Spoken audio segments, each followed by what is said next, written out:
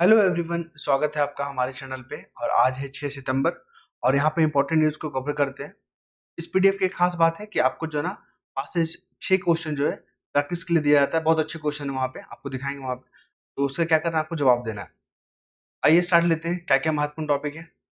यहाँ पे सेबी के बारे में न्यूज़ दिया है। SEBI, security exchange board of India, आप समझ ही रहे हैं इसको। तो यहाँ पे इसको लेकर ये है कि जो इसके प्रमुख हैं सेबी के, उनको उनको लेकर इस्तीफा मांगा जा रहा है कि आप यहाँ पे इस्तीफा दे दीजिए। ठीक है, क्वेश्चन क्या पूछता है सेबी को लेकर। देखिए, सेबी की स्थापना 1992 में हुआ था। वाला फैक्ट। क्या ये कॉन्स्टिट्यूशनल बॉडी है? बिल्कुल नहीं।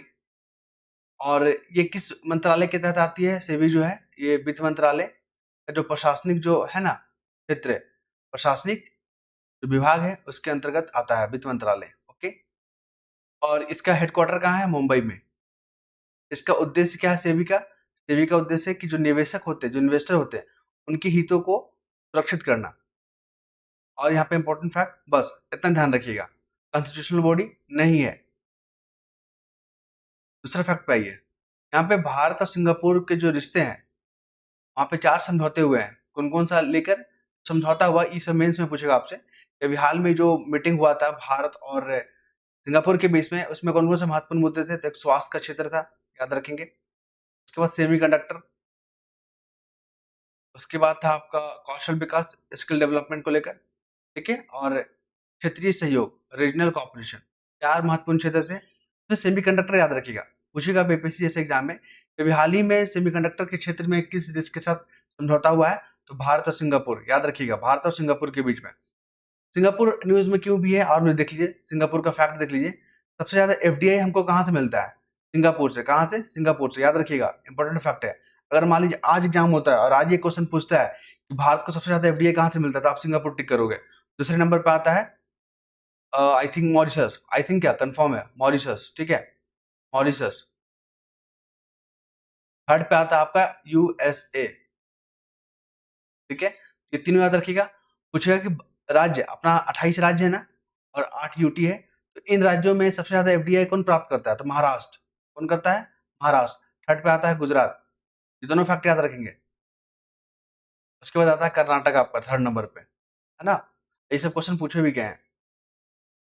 अब आते हैं यहाँ पे कीटनाशक। जो फसल जो वहां पे उपजाते हैं, ठीक है, प्रोडक्शन होता है, इसमें जो कीटनाशक आप देख रहे हैं यूज हो रहा है, इससे क्या प्रभाव पड़ता है? प्रभाव आप देख लीजिए। तो यहाँ पे बात करेंगे कि जो जमीन होता है वो प्रदूषित हो जाता है। मेंस में पूछेगा। खेती पे भी इस पे नकारात्मक जो है असर पड़ता है। पर्यावरण को नुकसान पहुंचता है। स्वास्थ्य पे बहुत खराब जो है प्रभाव पड़ता है, बुरा असर पड़ता है यहाँ पे। मिट्टी, हवा, ठीक है, मिट्टी हो गया, हवा हो गया, पानी हो गया, इन तमाम चीजों को दूषित करता है। जैव विविधता को नष्ट करता है। ठीक है, तो ये महत्वपूर्ण फैक्ट है। मतलब ये आपको मेंस में पूछे जाएंगे, ध्यान रखेंगे। अभी क्या हो रहा है, कीटनाशक का यूज इसलिए होता था ताकि हमें फसल जो है अच्छा मिले, और कीटों का यहाँ पे प्रकोप ना हो हमारे फसलों पे, क्योंकि भारत पॉपुलेशन में नंबर 1 हो गया। और इतना पॉपुलेशन है तो उसके लिए खाना भी तो प्रोवाइड करना होगा। इसी के लिए हम लोग कीटनाशक यूज करते हैं कि जो कीटनाशक का यूज जो है ना, फायदा से ज्यादा नुकसान देने के अब जो है कगार पे आ गया। ये मेथोमाइल क्या है? ये मेटोला क्लोर क्या है? एसिफेट क्या है? ठीक है, तो ये सब जो है ना आपका कीटनाशक है, याद रखेंगे आप। फिर हम लोग बात करेंगे सबसे ज्यादा फर्टिलाइजर यूज करने में कौन सा राज्य है? तो पंजाब, याद रखिएगा, पंजाब। उसके बाद हरियाणा सबसे ज्यादा फर्टिलाइजर यूज करता है, माफ कीजिएगा, किसान। अब आते हैं कथनी करनी। कथनी और करनी में देखिए, यहाँ पे बीजेपी पार्टी के बारे में बात किया जा रहा है। इसमें मेंस का मुद्दा है। ठीक है, डेमोक्रेसी के लिए क्या चैलेंजेस है? तो यहाँ पे परिवारवाद जो है बहुत बड़ा चैलेंजेस है। और बीजेपी हमेशा जो है इस मुद्दे को उठाती है कि कांग्रेस में जो है क्या है, परिवारवाद हावी है। ठीक है, भाई भतीजावाद, अंकल कल्चर, है ना। तो ये सब है। लेकिन बीजेपी में अभी हरियाणा में क्या हो रहा है, विधानसभा चुनाव हो रहा है, होना है। तो वहां पे जो उम्मीदवारों का जो लिस्ट जारी किया गया ना बीजेपी पार्टी की तरफ से, उसमें परिवारवाद ज्यादा देखा गया। ठीक है, परिवारवाद, जो कि हमारे डेमोक्रेसी के लिए सही नहीं है। तो इसी को लेकर ये आर्टिकल छपा हुआ आप देख सकते हैं। क्योंकि डेमोक्रेसी में अगर परिवारवाद हावी हो गया, अंकल कल्चर अगर हावी हो गया, तो हमारे जो है लोकतंत्र के लिए सही नहीं है। ओके, चलिए नेक्स्ट मूव करते हैं हम लोग। सीबीआई प्रमुख ने कहा भारत के अनुरोध पर इंटरपोल ने जारी किए 100 रेड कॉर्नर नोटिस। देखिए, इंटरपोल क्या होता है? आप पुलिस देख रहे हैं ना अभी, जो अपने राज्य में होता है पुलिस, ठीक है? उसी प्रकार अंतर्राष्ट्रीय स्तर पे मान लीजिए कोई अपराधी भाग गया एक देश से दूसरे देश में, ठीक है?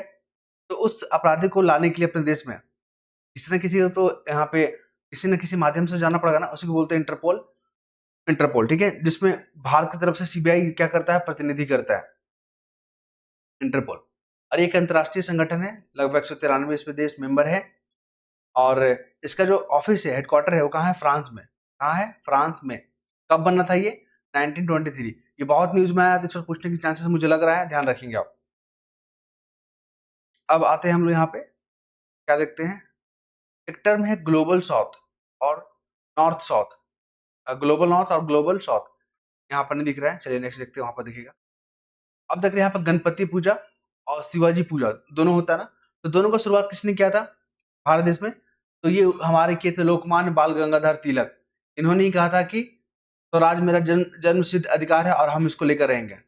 लोकमान्य तिलक, इस फैक्ट को आप याद रखिएगा। और लोकमान्य तिलक जो है कभी भी कांग्रेस के जो है ना अध्यक्ष नहीं किए हैं, ये क्वेश्चन भी पूछता है आपका हर एग्जाम में। और इन्होंने केसरी और पत्र और मराठा, ठीक है, पत्रिका भी इन्होंने निकाला था, लोकमान्य तिलक जी ने। और ये आपके जो है ना गरम दल के अंतर्गत आते हैं, गरम दल। गरम दल और गरम दल आपने पढ़ा था ना हिस्ट्री में, यहाँ से क्वेश्चन बहुत पूछता है, तो मैंने इस आर्टिकल को ले लिया। अभी इसका प्रासंगिक क्या है कि अभी जो युवा, जो नेता उभर कर आ रहे हैं ना, वो इस प्लेटफॉर्म का यूज कर रहे हैं। हमारे गणपति जो उत्सव होता है ना, यहाँ पे क्या होता है, वित्त का प्रबंधन वो सीखते हैं, मानव संसाधन को कैसे यहाँ पे देश हित में यूज किया जाता है, विभिन्न एजेंसियों के साथ कोऑर्डिनेशन कैसे होता है। तो ये हमारे जो युवा नेता है उनको एक प्लेटफॉर्म मिलता है, ठीक है, भगवान के माध्यम से, ताकि वो अपने अंदर का जो स्किल है, जो लीडरशिप क्वालिटी है, उसको निखार सके। ओके, चलिए नेक्स्ट मूव करते हैं यहाँ पे। देखिए विदेशी बाजारों में डॉलर के कमजोर होने से रुपये में 4 पैसे तेजी। जब डॉलर कमजोर होता है, ठीक है, तो हमारे अर्थव्यवस्था पे क्या प्रभाव पड़ेगा, यही क्वेश्चन पूछता है। तो डॉलर कमजोर होना मतलब क्या? रुपया, रुपया क्या मजबूत हुआ। जब रुपया मजबूत होगा ना, तो एक्सपोर्ट हमारा क्या हो जाता है, घट जाता है, याद रखिएगा। ऐसे आप लिंक करके सोचिएगा, तो एग्जाम में बन जाएगा, ठीक है। जब हमारा डॉलर मजबूत होगा, मान लीजिए डॉलर है वो मजबूत हो गया, डॉलर मजबूत हो गया मतलब क्या? रुपया कमजोर हो गया, और रुपया कमजोर हो गया तो एक्सपोर्ट बढ़ जाता है, याद रखिएगा। डिवैल्यूशन का आपने नाम सुना होगा, डिवैल्यूशन जो सरकार जान मुश्किल करती है एक्सपोर्ट बढ़ाने के लिए। ओके, अब आते हैं यहाँ पे हेमा समिति। क्या है हेमा समिति? देखिए, हेमा समिति रिपोर्ट पूछेगा, या justice JS Verma committee, JS Verma committee, ये दोनों ना महिलाओं के यौन शोषण से जुड़ा हुआ कमेटी है। आपने देखा होगा 2017 में बना था ये कमेटी, हेमा समिति कमेटी। और ये साउथ इंडियन मूवी जो इंडस्ट्री है, वहां पे महिलाओं के साथ जो यौन शोषण हो रहा है उस पर जांच करने के लिए कमेटी बैठी थी। ध्यान रखिएगा, न्यूज में बहुत आ रहा है ये। अब आते हैं यहाँ पे यूएलआई। आपने यूपीआई का नाम सुना होगा, आपने जैम का नाम सुना होगा, जनधन आधार मोबाइल। अब यूएलआई का नाम सुन लीजिए। ये तीनों को मिला के पता है इस तीनों को नाम क्या दे रखा गया है? त्रिमूर्ति। नई त्रिमूर्ति पूछेगा, नई त्रिमूर्ति क्या है? तो यहाँ पे यूपीआई को भी इसके माध्यम से इंस्टेंट पेमेंट करते हैं ना हम लोग। जैम जनधन जो कि बैंक खाता यहाँ पे उपलब्ध कराया गया है। और यूएलआई, यूएलआई का फुल फॉर्म याद रखिएगा, कहाँ गया? यूनिफाइड लैंडिंग इंटरफेस, मतलब छोटे स्तर पे आपको लोन जो यहाँ पे प्रोवाइड किया जाएगा। ये तीनों जो है ना हमारी अर्थव्यवस्था के लिए क्या होगा, मील का पत्थर साबित होगा, ध्यान रखेंगे। अब आते हैं सोयाबीन को लेकर। यहाँ पे सोयाबीन का लेकर यहाँ पे आर्टिकल छपा हुआ है। अभी क्या हो रहा है कि रोग है, मोजेक रोग। पूछा कि मोजेक रोग किस में होता है? सोयाबीन में। सोयाबीन में एमएसपी मिलता है, बिल्कुल मिलता है, मिनिमम सपोर्ट प्राइस मिलता है। और सोयाबीन का प्रोडक्शन किस राज्य में अधिक होता है? ये होता है आपका मध्य प्रदेश में। क्लियर है? एमएसपी कितने फसल में मिलता है? 22 फसल, और एक आपका गन्ना पे मिलता है। 22 फसल में कौन आता है? सोयाबीन भी आता है, ठीक है। अभी क्या हो रहा है कि सोयाबीन जो है ना लगभग 3500 या 4000, ठीक है, 4000 क्विंटल के आसपास बिक रहा है, मतलब 40 या 35 रुपए किलो के आसपास बिक रहा है। ओके, नेक्स्ट मूव करें हम लोग। अभी प्लास्टिक कचरा को लेकर ये आर्टिकल दिया हुआ है। प्लास्टिक कचरा पैदा करने में भारत जो है ना सबसे आगे है। सबसे आगे कौन है? भारत, प्लास्टिक कचरा। तो यहाँ पर हम लोग बात करेंगे, ये प्लास्टिक जो कचरा है ना हमारे समुद्र, जो ओशियन है, वहां पे इंटर कर गया है। उसके माध्यम से जो है हमारे इकोसिस्टम, जो ओशन इकोसिस्टम है, वहां पे प्रवेश कर जा रहा है। और वहां से जो मछली वगैरह जो खाते हैं, तो अब वो ह्यूमन में भी इंटरफेयर कर जा रहा है, इंटरफेयर कर जा रहा है, ठीक है, ध्यान रखिएगा। तो बहुत बड़ा मसला है ये हमारे इकोसिस्टम के लिए। दूसरा है ग्लोबल साउथ। ग्लोबल साउथ क्या होता है? जो डेवलपिंग कंट्री होता है या अंडर डेवलपिंग कंट्री, उसका एक समूह है, उसी को ग्लोबल साउथ बोलते हैं। ये क्वेश्चन आने की मुझे पूरा संभावना लग रहा है, ध्यान रखिएगा। आगे मूव करें, तो ये क्वेश्चन प्रैक्टिस के लिए दिया हुआ है, आपका जेपीएससी एग्जाम में भी पूछा गया था ये वाला, और बीपीएससी में भी पूछा गया है, इसलिए मैंने इस क्वेश्चन को कवर किया है।